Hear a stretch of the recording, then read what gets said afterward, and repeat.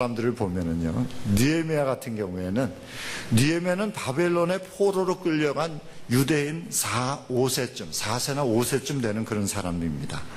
그런 예루살렘 성이 파괴되었다는 소식을 듣고요, 하나님 앞에 나가서 조상들의 죄를 회개하고 금식하면서 조상들의 죄를 회개합니다. 그래서 느헤미야는 하나님의 손에 붙들려서 폐허가 된 예루살렘 성을 이방인들의 모든 방해를 물리치고 52일 만에 재건하는 데 성공하는 놀라운 일을 이루게 됩니다. 또 다니엘은요, 10대 소년으로서 전쟁 포로가 돼서 바벨론으로 끌려갑니다. 10대에 무슨 큰 죄를 지었겠어요? 사실 그들은 죄를 졌기 때문에 끌려간 거거든요. 하나님께서 그렇게 말씀하셨어요. 이스라엘이 죄를 졌기 때문에 너희들이 이제 포로가 돼서 끌려간다. 그래서 그렇게 됐어요. 근데 13살짜리가 무슨 죄를 그렇게 많이 져서 끌려갔겠어요? 그러면 다니엘이 끌려간 이유는 조상들의 죄 때문에, 그들의 부모들이 지은 죄 때문에 그는 끌려간 거예요. 그러나 그들은 다니엘은 부모의 죄를 탓하지 않습니다. 오히려 부모의 죄를 가지고 하나님 앞에 나가서 금식하고 죄를 뿌리면서 하나님 앞에 나가서 회개하며 기도했어요. 그런 다니엘을 하나님께서는 회복시키시고 60년 동안 하나님의 손에 붙들려서 바벨론의 4왕과 페르시아의 한 왕을 측근해서 섬기면서 하나님의 영광을 이방 땅에서 드러내는 일을 하게 됩니다. 아버지가 술 중독자로 내 어린 시절에 많은 상처를 주었습니까? 그래서 어쩌란 말입니까? 그래서 어쩌란 말이에요? 그래서 나는 상처를 많이 받았기 때문에 다른 많은 사람들에게 상처를 주어도 어쩔 수 없다는 말입니까? 그것이 하나님 앞에서 정당화될 수 있다고 생각하십니까? 여러분, 아닙니다. 그럴 수 없습니다. 내가 어떠한 삶의 성장 과정의 배경을 가졌든지 내 삶은 하나님 앞에서 내가 책임을 져야 합니다. 아버지도 죄인이기 때문에 나에게 상처를 줄 수밖에 없었고, 나도 죄인이기 때문에 아버지에게 상처를 받을 수밖에 없었습니다. 나의 죄도 하나님께 가지고 나가서 회개해야 용서를 받을 수 있고, 아버지의 죄도 하나님께 가지고 나가서 회개해야 용서를 받을 수 있는 것입니다. 니골라당은 하나님의 사랑과 은혜를 지나치게 강조하면서 성도들로 하여금 죄를 가볍게 생각하도록 만든 사람들입니다. 우리는 죄가 얼마나 무서운지 알아야 합니다. 우리가 지은 모든 죄와 그리고 앞으로도 지을 모든 죄는 예수 그리스도 안에서 하나님 앞에서 용서를 받았습니다. 그러나 우리가 지은 모든 죄의 흔적은 우리의 삶의 현장에 여전히 그대로 남아서 우리의 삶을 심하게 훼손시켜 나가고, 더 나아가서는 하나님의 나라의 확장을 방해한다는 사실을 우리는 알아야 합니다. 예수님께서는 하나님의 사랑과 은혜만을 강조하며 의에 줄이지도 않고 의에 목마르지도 않는 니고라당을 미워하신다고 말씀하고 있습니다. 그리고 회개하라고 말씀하시고 있습니다. 만일 회개하지 않으면 내가 가서 그들과 싸우겠다고 말씀하고 계시는 것입니다. 예수님께서는 의에 줄이고 목마른 사람이 복이 있다고 말씀하십니다. 그러시면서 저희가 배부를 것이다 라고 말씀을 하십니다. 여러분, 주사랑교회는 다 의에 줄이고 목마른 사람, 의를 위해서 핍박을 받는 사람, 하나님의 의를 간절히 사모하는 사람들이 다 되었으면 좋겠습니다.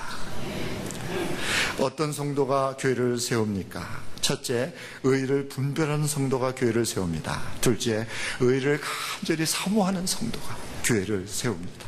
셋째, 균형을 이루는 성도가 교회를 세웁니다. 예수님께서는 버가모 교회에게 이렇게 말씀하십니다. 14절 15절을 보니까, 그러나 나는 내게 몇 가지 나무라 할 것이 있다. 너희 가운데 발람의 가르침을 따르는 자들이 있다. 발람은 발락을 시켜서 이스라엘 자손 앞에 올무를 놓게 하고 우상의 제물을 먹게 하고 음란한 일을 하게 한 자다. 이와 같이 내게도 니골라당의 가르침을 따르는 사람들이 있다. 그러니 회개하여라. 만일 회개하지 않으면 내가 속히 너에게로 가서 내 입에서 나오는 칼을 가지고 그들과 싸우겠다. 싸우겠다. 그리고 예수님께서는 예배소 교회에는 이렇게 말씀을 하십니다. 계시록 2장 4절 5절을 보니까 그러나 너에게 나무랄 것이 있다. 그것은 내가 처음 사랑을 버린 것이다. 그러므로 내가 어디에서 떨어졌는지를 생각해내서 회개하고 처음 하던 일을 하여라. 내가 그렇게 하지 않고 회개하지 않으면 내가 가서 내 촛대를 그 자리에서 옮기겠다라고 말씀을 하십니다. 예배소 교회의 문제는 사랑이었는데 비해 버가모 교회의 문제는 의에 대한 것이었습니다.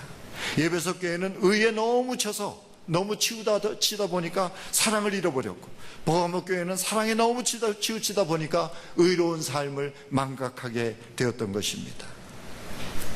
의와 사랑은 하나님 안에서 온전하게 하나를 이룹니다. 예수 그리스도께서 이루신 십자가 사건은 하나님 안에서 의와 사랑이 완벽하게 조화를 이루어 나간다는 사실을 우리에게 증명해 준 사건입니다. 그러나 우리는 피조물이요 죄인입니다. 우리는 완전하지 못합니다. 우리는 언제나 한쪽으로 치우칠 수밖에 없습니다. 저희 아버님은 의를 소중하게 여기는 분이셨어요. 저희 아버님은 공직에 계시면서도 조금도 불의와 타협을 하지 않는 그런 분이셨습니다. 그래서 저희는 늘 가난하게 살았습니다. 그 아버지의 아들로서 자란 저도 옳고 그른 것에 대해서 제 나름대로 불의와 타협하지 않고 살아왔습니다. 그래서 우리는 늘 가난했고 불의와 타협하지 않는 자기의 의가 아주 강한 사람으로 그렇게 살아왔습니다. 그래서 제 아내가 이런 말을 할 정도였습니다. 당신은 언제든지 오라. 그런데 나는 그것이 힘들어. 그래서 목사가 되면서 사랑의 사람이 되기로 결심을 했습니다. 그리고 성경을 보면서 깨달은 것은 하나님의 사랑과 은혜가 얼마나 중요한지를 알게 되었기 때문에 사랑하는 사람이 되고 싶었습니다. 그래서 날마다 사랑하는 사람이 되게 해달라고 엎드려서 기도했습니다. 하나님의 사랑과 은혜를 강조하고 또 강조했습니다. 그런데 요즘에는 너무 사랑에 치우쳤다는 말을 듣게 됩니다. 그리고 요즘 교회 안에서 죄를 상처라고 말하는 것에 대해서 많이 생각하며 또 내 자신도 그렇게 하지 않았나 돌아보는 시간을 가졌습니다. 또 이 설교를 준비하면서 내가 지금은 다른 한쪽으로 치우쳐 있다는 생각을 하고 주님 앞에 회개했습니다. 우리는 하나님이 아닙니다. 우리는 완전할 수 없습니다. 그러나 언제나 한쪽으로 치우칩니다.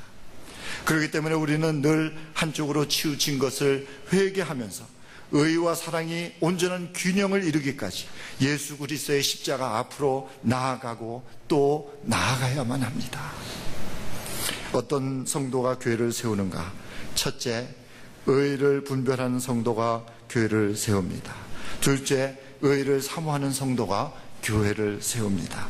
셋째, 균형을 이루는 성도가 교회를 세웁니다. 신약 성경은 하나님의 성품을 세 가지로 정의합니다. 하나님은 사랑이시다. 요한복음 4장 24절입니다. 요한일서 4장 16절입니다. 하나님은 영이시다. 요한복음 4장 24절입니다. 하나님은 빛이시다. 요한일서 1장 5절입니다. 사도 요한은 하나님은 빛이시기 때문에 어두움이 조금도 없으신 분이라고 우리에게 말씀하고 있습니다. 하나님은 의로우시기 때문에 우리를 구원하시기 위해서, 죄인인 우리를 구원하시기 위해서 하나밖에 없는 자기 아들을 우리의 죄를 대신해서 죽게 십자가에 내어 주셔야만 했습니다. 아들을 우리의 죄를 대신해서 죽게 하실 정도로 하나님은 의로우신 분이십니다. 그러므로 우리가 하나님의 사랑을 받는 자녀가 되었다는 것은 의에 줄이고 목마른 사람이 되는 것이요, 의를 위해서 핍박을 받는 사람이 되는 것입니다. 여러분, 팔복의 구조를 보면 이렇습니다. 심령이 가난한 자는 복이 있다. 애통하는 자는 복이 있다. 온유한 자는 복이 있다. 의에 줄이고 목마른 자는 복이 있다. 긍휼히 여기는 자는 복이 있다. 마음이 청결한 자는 복이 있다. 화평케 하는 자는 복이 있다. 의에 줄이고 의를 위하여 핍박을 받는 자는 복이 있다. 라고 예수님께서 8가지 복을 선포하셨습니다. 이 신약성경을 시작하시면서 선포하신 거예요. 그런데 처음 4가지 성품과 나중 4가지 성품이 이렇게 연관지어집니다. 왼쪽의 네 가지 성품은 내면적인 것이고 오른쪽의 네 가지 성품은 외면적인 것입니다. 내면에 이루어진 성품이 밖으로 행동으로 삶으로 드러나는 것으로 봅니다. 심령이 가난한 마음은 긍휼히 여기는 사람이 되게 하고, 애통하는 마음은 청결한 사람이 되게 하고, 온유한 마음은 화평케 하는 사람이 되게 하고, 의에 줄이고 목마른 사람은 의를 위하여 핍박받는 사람이 되게 합니다. 온유한 자가, 이 팔복에서 온유한 자가 클라이막스예요. 그리고 의에 줄이고 목마른 자가 결론입니다. 하나님께서 우리에게 원하시는 사람은 피스메이커인데, 피스메이커는 의를 위해서 핍박받는 사람이 되어야 피스메이커가 될 수 있다는 것입니다. 우리 중에 아무도 의로운 사람은 없습니다. 우리 모두가 다 죄인입니다. 그러나 죄인은 어느 누구도 의로우신 하나님 앞에 설 수가 없습니다. 그러나 성경은 하나님이 사람 앞에, 이 죄인인 하나님이 사람 앞에 의로운 존재로 설 수 있는 단 한 가지 방법을 우리에게 말씀해 주고 있습니다. 로마서 3장 20절, 그러나 이제는 율법과 상관없이 하나님의 의가 나타났습니다. 그것은 율법과 예언자들이 증언한 것입니다. 그런데 하나님의 의는 예수 그리스도를 통하여 오는 것인데 모든 믿는 사람들에게 미칩니다. 거기에는 아무 차별이 없습니다.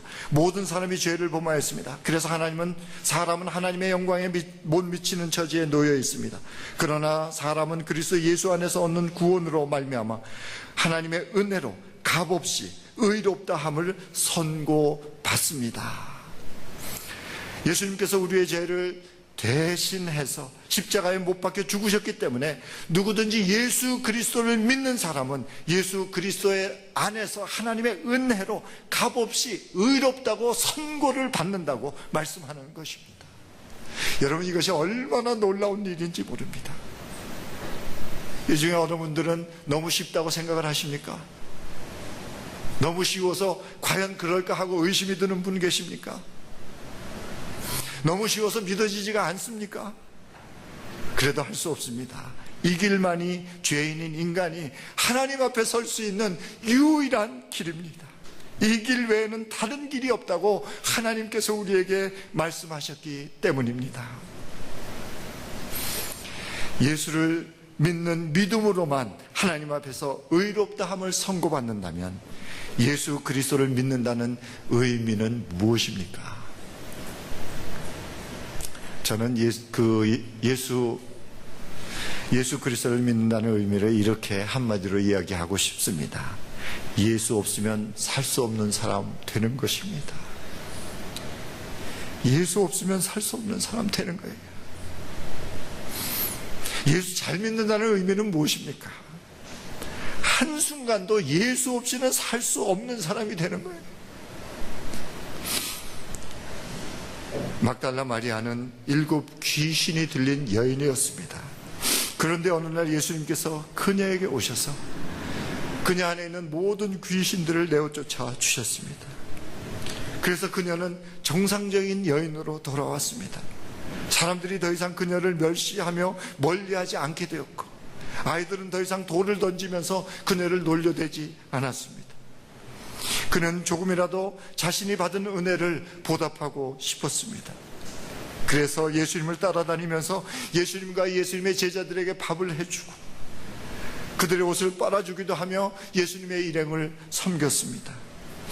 그렇게 예수님을 따라다니면서 예수님의 가르침을 그 옆에서 듣게 되고, 예수님께서 행하시는 모든 사역과 그 가운데서 일어나는 모든 기적들을 보면서 예수님께서 하나님의 아들 그리스도이심을 확인하게 되었습니다.